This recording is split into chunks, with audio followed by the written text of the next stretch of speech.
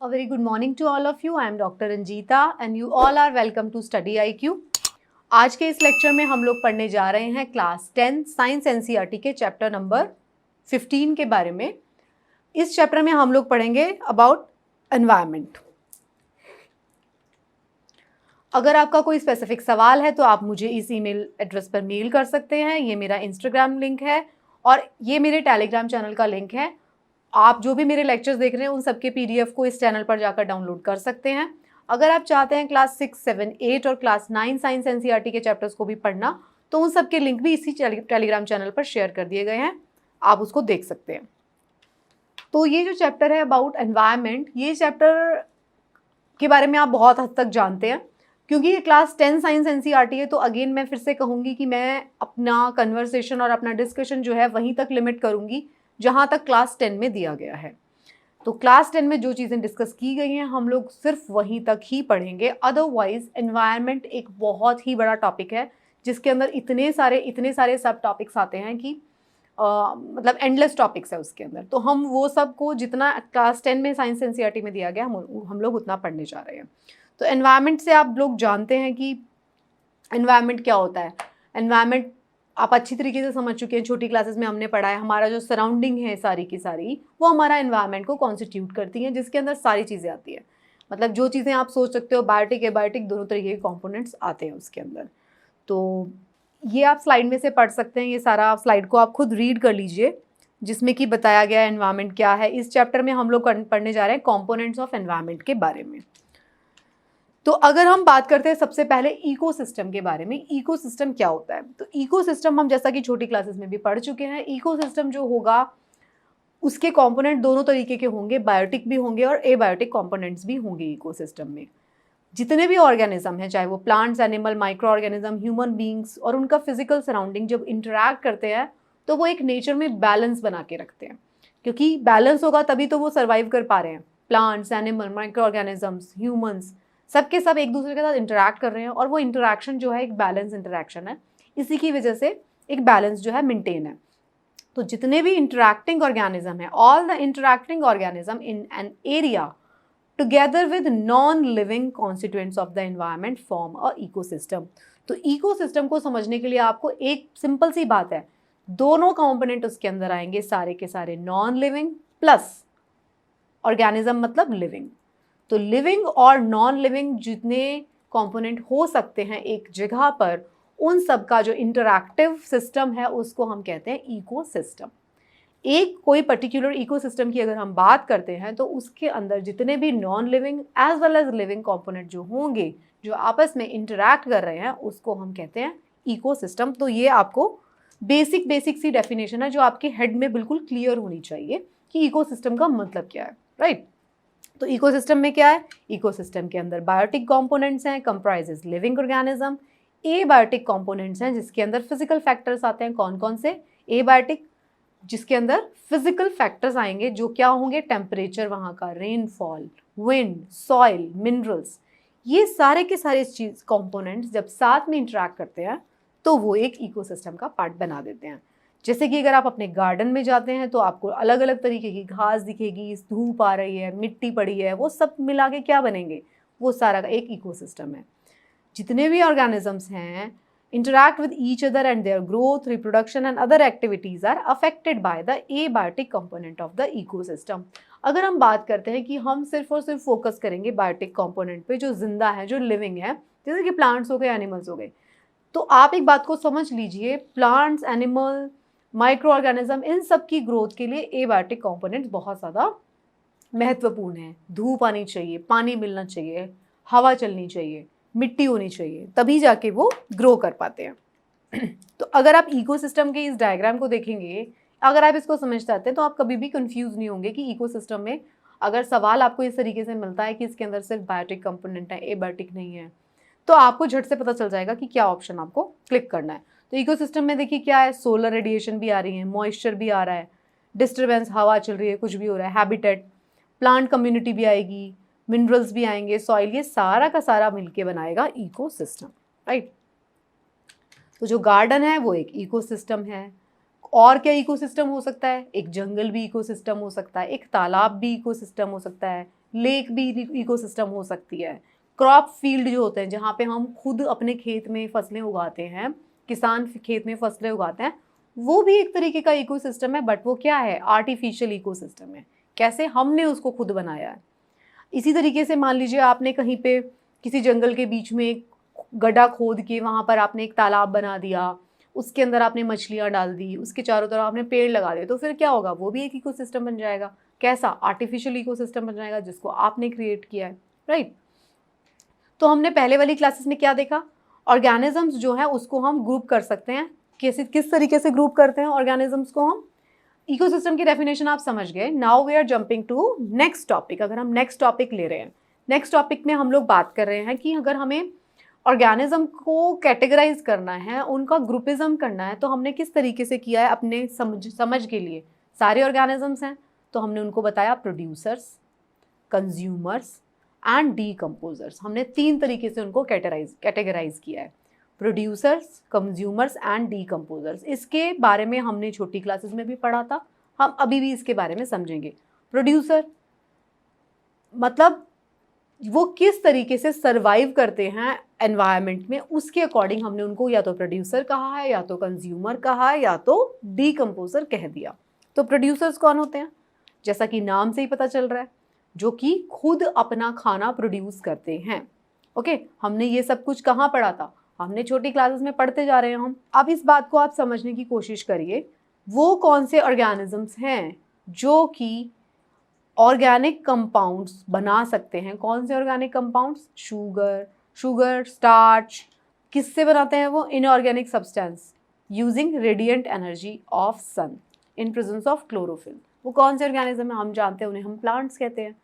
तो जितने भी ग्रीन प्लांट्स हैं और कुछ बैक्टीरियाज हैं, वो अपना खाना बना सकते हैं, फोटोसिंथेसिस करते हैं, तो उनको हम क्या कहते हैं, प्रोड्यूसर।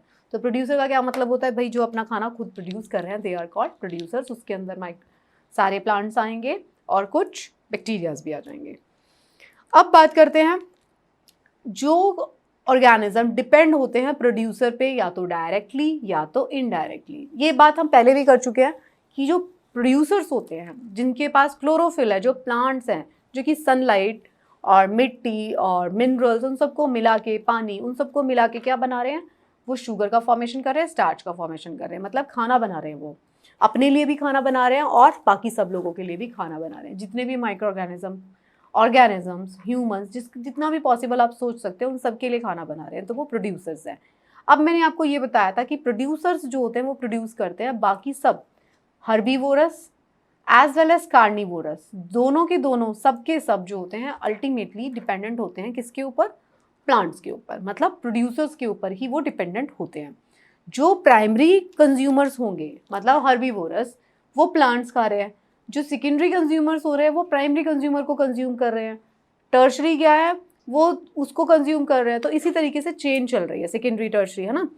तो अल्टीमेटली जो है फूड जो प्रोड्यूस करता है, अगर कोई हर्बीवोरस को भी खा रहा है, मतलब कोई अगर ऐसा भी कहता है कि वो कार्निवोरस है, उसको प्लांट से कोई मतलब नहीं है, वो प्लांट का फूड खाता ही नहीं, वो सिर्फ और सिर्फ नॉन वेजिटेरियन फूड को के ऊपर ही सर्वाइव करता है, तो भी वो पर्सन अल्टीमेटली किसके ऊपर डिपेंडेंट है, उसका जो फूड है, उसका फूड कौन होगा, या तो चिकन होगा, या तो मटन होगा, या जो भी एनिमल होगा, वो एनिमल अल्टीमेटली क्या खा रहा है, वो एनिमल अल्टीमेटली प्लांट्स को ही कंज्यूम करता है, राइट। तो ये ऑर्गेनिजम्स हैं जो कंज्यूम करते हैं food produce either directly from producers और indirectly by feeding on the consumers are called consumers. तो उनके अलग अलग कैटेगरीज हो सकते हैं, प्राइमरी, सेकेंडरी, टर्शरी। ओके, तो कंज्यूमर्स क्या हो सकते हैं, हर्बीवोरस। क्या हर्बीवोरस, कभी एक सवाल है मेरा, क्या किसी फूड चेन में हर्बीवोरस जो है सेकेंडरी कंज्यूमर हो सकते हैं? सोचिए आप, ये क्वेश्चन है आपको। आप सिर्फ प्लेनली ये लेक्चर को देखा मत करो।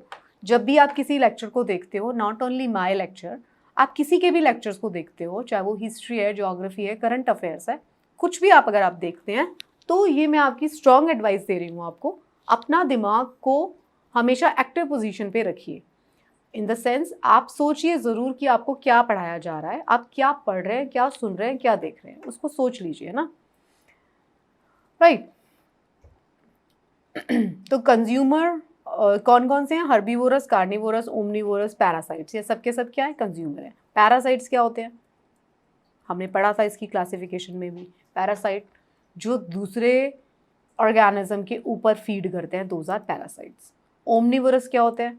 वो दोनों चीज़ें खा सकते हैं, मतलब प्लांट्स भी खाएंगे वो एनिमल्स को भी खा सकते हैं, तो वो हर्बीवोरस है, राइट।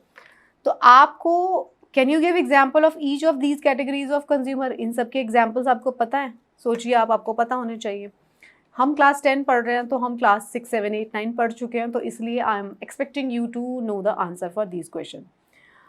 ओके, अब आप एक बात समझिए कि इसमें जैसे एग्जाम्पल दिखाया गया एक्वेरियम का, एक्वेरियम का एग्जाम्पल ले सकते हो। एक्वेरियम का एग्जाम्पल नहीं है तो आप अपने गार्डन का एग्जाम्पल ले सकते हो, अपने कहीं गार्डन नहीं है तो पौधे, पेड़ पौधे, किसी का भी एग्जाम्पल ले सकते हो, पार्क का ले सकते हो। आपने देखा होगा कि पार्क में क्या होता है, पत्ते गिर रहे हैं, कोई मच्छर, तितलियाँ, कीड़े वगैरह या कोई और ऑर्गेनिज्म जो थोड़ा बड़ा भी है वो मर जाता है, या जंगल की बात करते हैं, तो उसका क्या होता है? क्या वो वहीं पड़ा रहता है? अगर वो वहीं पड़ा रहता है तो आप सोचिए, अगर उसका वो डीकम्पोज नहीं होता और वो उसी जगह पे रहता जहाँ पे कि उसका डेथ हुआ है या जो वो मर गया है, चाहे वो प्लांट्स हों चाहे वो एनिमल्स हों, ऑर्गेनिजम्स हों, तो क्या होता है? इस धरती के ऊपर, इस अर्थ के ऊपर बहुत सारा ढेर लग गया होता, ये अर्थ फुल हो चुकी होती लाशों से, मरे हुए ऑर्गेनिजम्स से, है ना। लेकिन ऐसा नहीं होता। जैसे ही कोई ऑर्गेनिज्म जो डाई डाउन करता है, उसकी डेथ होती है, तो जो डीकम्पोजर्स हैं, जो ऐसे माइक्रो ऑर्गेनिजम्स हैं जो डीकम्पोज करते हैं किसी भी बॉडी को, प्लांट बॉडी हो या एनिमल बॉडी हो, वो अपना काम करना शुरू कर देते हैं और वो उस पर्टिकुलर ऑर्गेनिज्म को डीकम्पोज करके वापस मदर नेचर को, उसके जो कॉन्स्टिट्यूएंट्स हैं मदर नेचर को वापस कर देते हैं। ये बात हमने पढ़ी है लॉ में, law of conservation of energy पढ़ा हमने। Energy can never be created, neither be created nor be destroyed. Matter भी कंजर्व रहता है, तो मतलब वो सर्कल में घूमता रहेगा। एक ऑर्गेनिज्म है, उसने प्लांट्स को खाया, उसकी डेथ हो गई, उसको डीकम्पोजर्स ने कंपोज करके वापस मिट्टी में मिला दिया, ऐसा चलता रहता है। ओके, जो डीकम्पोजर्स हमने बात किया, जो डीकम्पोजर्स होते हैं वो क्या करते हैं? ब्रेक डाउन करते हैं कॉम्प्लेक्स जो स्ट्रक्चर्स होते हैं बॉडी के, उनको ब्रेक डाउन करके सिंपल स्ट्रक्चर्स बना के उसको वापस कर देते हैं मदर नेचर को। गार्बेज, डेड एनिमल्स, इन सब का यही होता है। Garbage, dead animals, plants in their absence, क्या होता? Will the nature replenish of the soil, will the natural replenishment of the soil take place even if decomposers are not there? अगर decomposers नहीं होते तो मिट्टी कैसे दोबारा से, उसकी फर्टिलिटी कैसे मेंटेन होती? तो डीकम्पोजर्स वापस चीज़ों को गला कर वापस से कहाँ पहुँचा देते हैं? मिट्टी में पहुँचा देते हैं वापस, तो उसका चेन रिएक्शन सेटअप हो जाता है। अब हम बात कर लेते हैं food chains and food webs की। आप ये समझ गए, हम ये तो समझ चुके हैं, इकोसिस्टम समझ चुके हैं, हमें ये समझ में आ गया प्रोड्यूसर्स होते हैं, प्राइमरी कंज्यूमर्स होते हैं, सेकेंडरी टर्शरी कंज्यूमर्स होते हैं, डीकम्पोजर्स होते हैं। इनके क्या क्या एग्जाम्पल हैं? प्रोड्यूसर्स कौन होगा, हर्बीवोरस क्या होंगे, कार्निवोरस क्या होंगे, ओमनीवोरस क्या होंगे, इन सबके एग्जाम्पल आप अभी तक खुद जानते हैं। अब हम बात करते हैं food chains and food web की। तो फूड चेन क्या होती है? एक ऑर्गेनिज्म है, उसको दूसरे ने कंज्यूम किया, तीसरे ने किया, चौथे ने किया उसको, तो ये एक तरीके से फूड चेन बन जाती है। फूड वेब क्या होता है? बहुत सारी फूड चेन्स आपस में एक दूसरे के साथ लिंक होती है, उसे हम फूड वेब कहते हैं। आप इस डायग्राम में देखिए, ये एक फूड वेब दिखाया गया है। ये देखिए एक फूड चेन है, ये प्लांट है, इसको किसी ने खाया, उसको इंसेक्ट ने, उसने मछली को खा लिया, मतलब सी प्लांट था या पानी वाला प्लांट था, उसको मछली ने खा लिया, मछली को किसी और ऑर्गेनिज्म ने खा लिया, है ना, ये डक जैसा कुछ है, और इसको खा लिया टाइगर ने अल्टीमेटली। दूसरी फूड चेन देखो, ये प्लांट है, यहाँ पे कोई मक्खी है, उसको चिड़िया ने खा लिया, उसको स्नेक ने खा लिया, स्नेक को ईगल ने खा लिया, है ना। इस वाले में देखो, ये प्लांट है, इसको फ्रॉग ने खा लिया, फ्रॉग को स्नेक ने खा लिया, मतलब ये सारा, और इंटर रिलेटेड है, एक दूसरे के साथ इंटर रिलेटेड। ट्रॉपिक लेवल देखो, ये दो चीज़ों, ये वाले प्लांट को ये सब खा रहे हैं, 1 2 3। तो जब भी कोई फूड चेन होती है वो कोई आइसोलेटेड फूड चेन नहीं होती।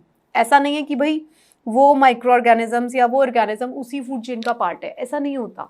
वो इंटर रिलेटेड होती है फूड चेन्स एक दूसरे का। मान लीजिए एक तरीके का प्लांट है, उसको कितने सारे लोग खा रहे हैं, उसको चूहा भी खा रहा है, उसको मक्खी भी खा रही है, रैबिट भी उसको खा सकता है, उसको डियर भी खा सकता है। वो सब खा रहे हैं उसको, और एक दूसरे के साथ वो मिक्सअप हो सकते हैं, तो वो फूड वेब बना देता है।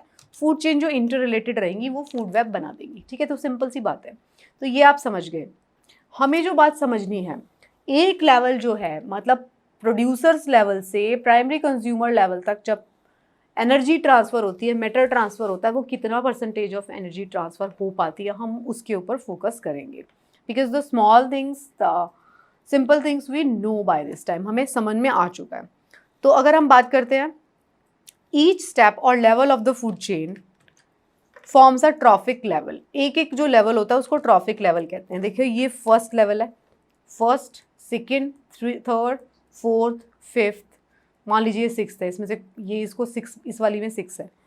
तो हर एक ट्रॉफिक लेवल होता है, हर एक जो लेवल होगा, प्रोड्यूसर, फिर कंज्यूमर्स, फिर सेकेंडरी कंज्यूमर, फिर टर्शरी, फिर क्वाटरनरी, ये सारे कंज्यूमर्स जो होंगे वो एक अलग अलग लेवल बना रहे हैं। तो क्या है, ईच स्टेप और level of the food chain जो होता है उसको हम ट्रॉफिक लेवल कहते हैं, ये आपको पता होना चाहिए। द ऑटोट्रॉप्स और the producers are the first trophic level. तो ये मोस्टली फर्स्ट ही होते हैं। मोस्ट ऑफ द टाइम्स जो प्रोड्यूसर्स हैं वही फर्स्ट लेवल होता है, right. They fix up the solar energy. क्या कर रहे हैं वो प्लांट्स, क्या करते हैं, क्लोरोफिल के मदद से क्या करते हैं, सोलर एनर्जी को फिक्स करते हैं and make it available for heterotrophs और द कंज्यूमर्स। जो एनर्जी हमको सन प्रोवाइड कर रहा है, दिस मैं ये अपने लेक्चर्स में बहुत बार बता चुकी हूँ आपको, sun is the ultimate source of energy. जो भी प्लांट्स फिक्स कर रहे हैं एनर्जी को, वो हम सन की एनर्जी को ही फिक्स कर रहे हैं। हमारे अंदर जो एनर्जी आई हुई है, अल्टीमेटली हमने फिजिक्स के चैप्टर्स को पढ़ा था, अलग अलग फॉर्म ऑफ एनर्जी है। तो प्लांट्स जो होते हैं वो सन की एनर्जी को ही फिक्स कर देते हैं इन फॉर्म ऑफ व्हाट, वो एक तरीके की शुगर और स्टार्च बना देते हैं जिसको हम कंज्यूम करते हैं। अलग अलग ट्रॉफिक लेवल पर अलग अलग परसेंटेज ऑफ एनर्जी यूज होती है, वो ट्रांसफर होती है। तो they fix up solar energy and make it available for heterotrophs और द कंज्यूमर्स। जो हर्बीवोरस होते हैं, जिसको हम प्राइमरी कंज्यूमर कहते हैं, come at the second level. Small carnivorous secondary consumer है, ये आप समझ गए, सेकेंडरी, टर्शरी, है ना। ये तरीके से कंज्यूमर्स का फोर्थ ट्रॉपिक लेवल तक आ सकते हैं। जनरली फोर्थ ट्रॉपिक लेवल पर आकर सारी फूड चेन्स खत्म हो जाती हैं। बहुत ही एक्सेप्शनल चेन होती है जिसमें फिफ्थ लेवल भी होता है, ओके। तो क्या बात है कि interaction, thus the interaction among various components of the environment involve flow of energy from one component of the system to another। यहाँ से यहाँ तक क्या फ्लो हो रहा है, यहाँ पे जो एनर्जी, सन की एनर्जी आई, सन है यहाँ पे, ठीक है, सन की एनर्जी को फिक्स किया प्लांट्स ने, प्लांट्स को कंज्यूम कर लिया इन सब लेवल ने अलग अलग, है ना। तो अल्टीमेटली क्या हो रहा है, ये जो एनर्जी है उसका फ्लो हो रहा है, ओके। तो जो ऑटोट्रॉप्स होते हैं ये कैप्चर करते हैं energy present in the sunlight and convert, इसको किस में कन्वर्ट करते हैं, केमिकल एनर्जी में। सन की एनर्जी को, सनलाइट को वो किस में कन्वर्ट कर देते हैं, वो कर देते हैं केमिकल एनर्जी में कन्वर्ट। ये जो एनर्जी है support all the activities of the living world. यही एनर्जी ट्रांसफर होती जा रही है। अगर आप law of conservation of energy की भी बात करते हैं तो यही एनर्जी है जो सन हमें दे रहा है। सन की एनर्जी को फिक्स किया जा रहा है, मतलब कि रेडिएशन एनर्जी जो है, रेडिएशन वाली जो एनर्जी है वो फिक्स हो गई है, केमिकल एनर्जी में कन्वर्ट हो गई, और फिर उसी केमिकल एनर्जी को अलग अलग लेवल पे, ट्रॉफिक लेवल पर ट्रांसफर किया जा रहा है। जो ऑटोट्रॉप्स हैं, the energy goes to heterotrophs and decomposer तक। However, we saw in previous chapter the source of energy which when one form of energy is changed to another, some energy is lost। अब ये वाली बात हमने कुछ दिन last chapter जो हमने फिजिक्स के चैप्टर्स पढ़े हैं उसमें हमने बोला था कि सिस्टम जो होता है उसके अंदर एनर्जी चाहिए हमको एक काम करने के लिए। इलेक्ट्रिक एनर्जी वाले चैप्टर में भी हमने पढ़ा था, हमें काम करना है, पंखे को चलाना है, लेकिन पंखे की जो रोटेशन में जो एनर्जी यूज़ हो रही है उसके सिवा भी उसकी हीटिंग में भी एनर्जी वेस्ट हो जाती है, होती है, जो कि हमारे लिए डिज़ायरेबल इफेक्ट नहीं होता। ये भी बात यहाँ पर हो रही है कि जो एनर्जी का सोर्स है उससे जब एनर्जी ट्रांसफ़र होती है अलग अलग ट्रॉफिक लेवल पर, तो वो 100% ट्रांसफ़र नहीं हो सकती, होती भी नहीं है और हो भी नहीं सकती है। कुछ जो एनर्जी है वो लॉस्ट हो जाती है एनवायरनमेंट में, ठीक है, वो एनवायरनमेंट में हीट लॉस के फॉर्म में और अलग अलग फॉर्म में वो एनवायरनमेंट में लॉस हो जाती है, लॉस्ट होगी, वो परमानेंटली लॉस्ट हो जाती है एनवायरनमेंट में। उसको आप सिस्टम के वन लेवल से दूसरे लेवल पर ट्रांसफ़र नहीं कर सकते हो। तो permanently lost in the sense वो सर्कल में तो फिर भी रहेगी। तो जो फ्लो ऑफ एनर्जी होगा between various components of the environment has been extensively studied and it is when we found, क्या मिला हमको, कंक्लूजन क्या मिला, जो ग्रीन प्लांट्स हैं in terrestrial ecosystem capture 1% of the energy of the sunlight. सिर्फ कितनी परसेंट एनर्जी जा रही है उनके पास? 1%, that falls on their leaves and convert it into food energy, chemical energy में उसको कन्वर्ट कर देते हैं। ठीक है, तो ये एक तो पहली बात आपको जानने की है। जितनी भी सन से आ रही है लाइट, सनलाइट जो भी आ रही है, ठीक है, सनलाइट है ये, तो प्लांट्स इसको कितनी परसेंट एनर्जी को गेन कर पाते हैं? उनकी पत्तियों के ऊपर जो भी पड़ती है सनलाइट, वो उसमें से 1% को फिक्स करते हैं। किसमें? केमिकल एनर्जी में। किस फॉर्म में? शुगर में, स्टार्च में। ठीक है, जितनी इनको मिल रही है, मान लीजिए यहाँ पे 100 यूनिट्स पड़ रही है इस प्लांट के ऊपर, इस पौधे के ऊपर 100 यूनिट ऑफ एनर्जी आ रही है, तो उसमें से सिर्फ 1% of the energy is being fixed by the plants in form of chemical energy. वो उसको फिक्स कर देते हैं। तो पहला लेवल कितना एनर्जी कर रहा है? Fix only 1%। This you have to understand. ये अलग अलग ट्रॉफिक लेवल दिखाए गए हैं। सॉइल में डिकम्पोजर है, photosynthesis primary producer, primary consumer, secondary consumer, tertiary consumer, ये दिखाए गए हैं, ये आप जानते हैं।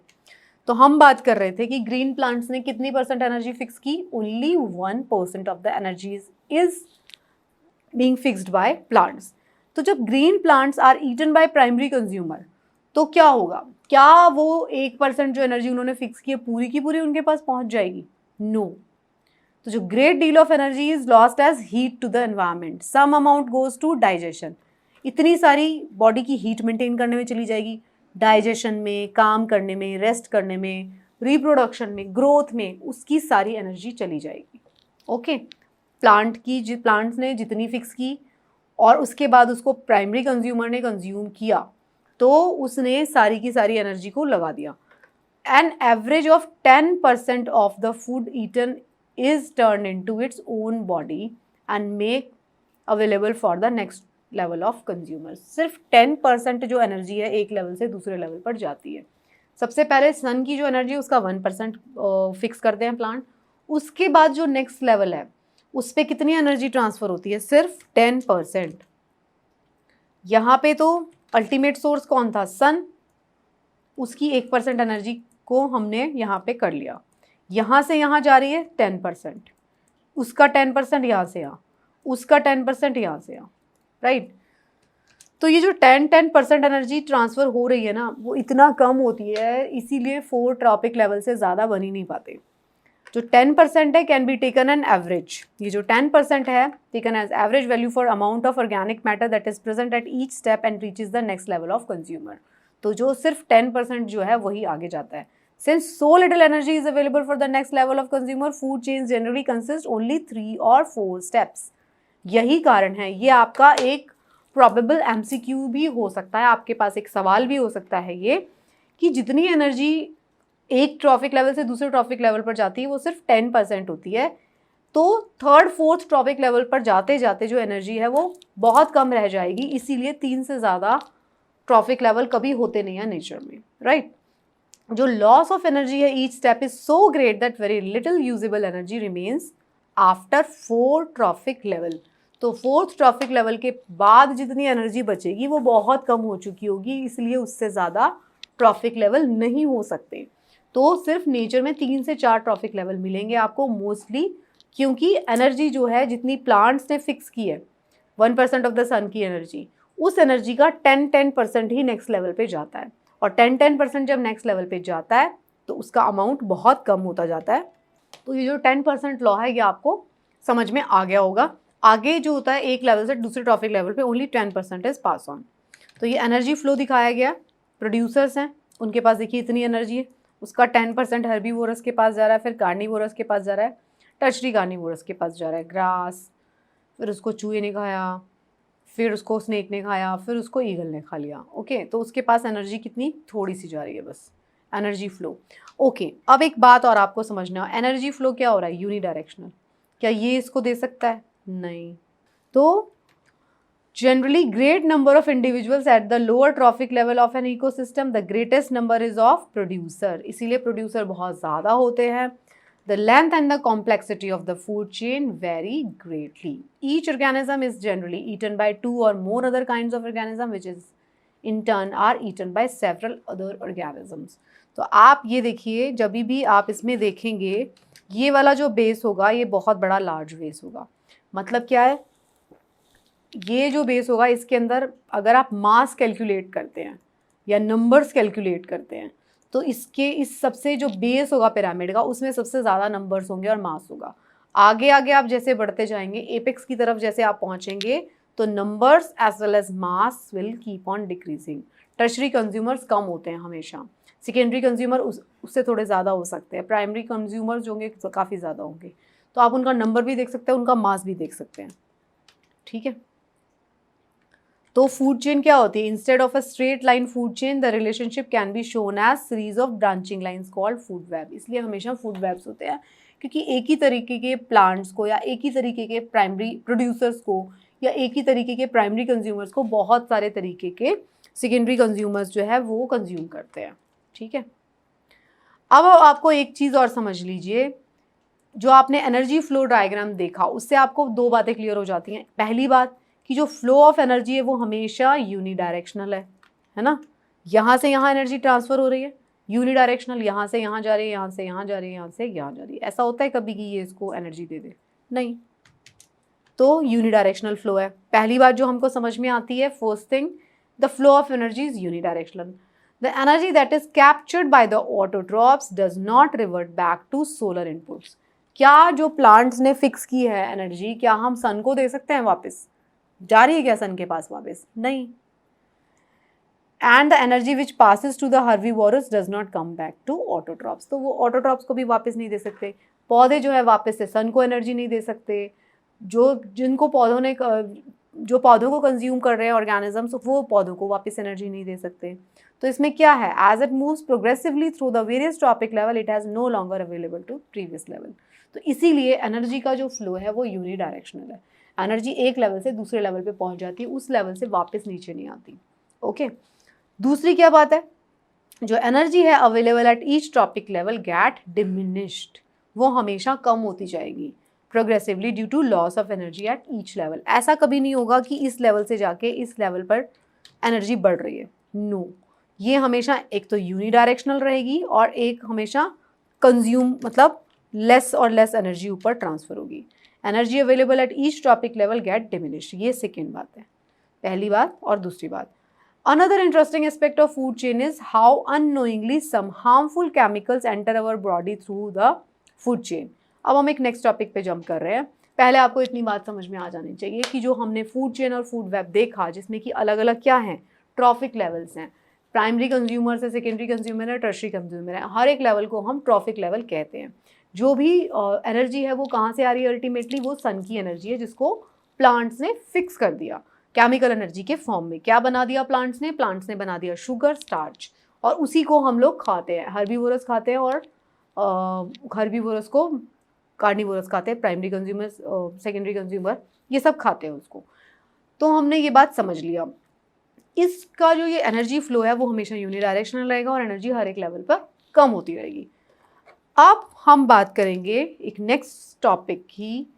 हम जब भी फूड चेन का पार्ट है तो एक इंटरेस्टिंग एस्पेक्ट ये है कि जो हार्मफुल केमिकल्स होते हैं जो एक लेवल पर चले जाते हैं वो दूसरे ट्रॉफिक लेवल पर एक्यूमुलेट होना शुरू कर देते हैं, राइट। और हम उस दूसरे ट्रॉफिक लेवल पर पहुंचकर उसकी बॉडी में एंटर करके एक्यूमुलेट होते हैं। जैसे कि मान लीजिए इस प्लांट के ऊपर कोई पेस्टिसाइड डला है ना, वो पेस्टिसाइड इस चूहे ने खा लिया और ये चूहे को स्नेक ने खा लिया, स्नेक को इसने खा लिया, तो वो जो पेस्टिसाइड था ना वो आपको इसकी बॉडी में भी मिलेगा, वो एक्यूमुलेट होता जाएगा। हर एक ट्रॉफिक लेवल पर वो एक्यूमुलेशन होता जाता है उसका। ओके, तो आपने क्लास 9 में भी बोला है कि वाटर पॉल्यूटेड हो जाता है, one of the reason is use several pesticide.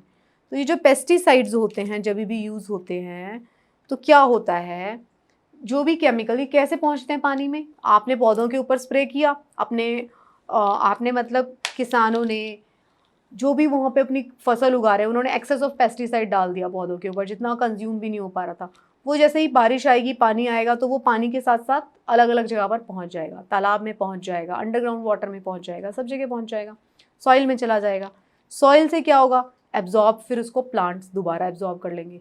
एक तो था पेस्टिसाइड वाला, वो तो प्लांट्स के ऊपर ही डला था, वो भी पॉल्यूट कर रहा है।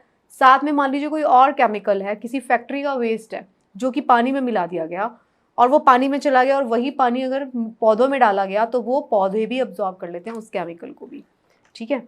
तो वो वाटर के साथ साथ उसको एब्जॉर्ब कर लेंगे और वो एक्वेटिक प्लांट्स और एक्वेटिक एनिमल में भी एक्यूमुलेट हो जाएगा।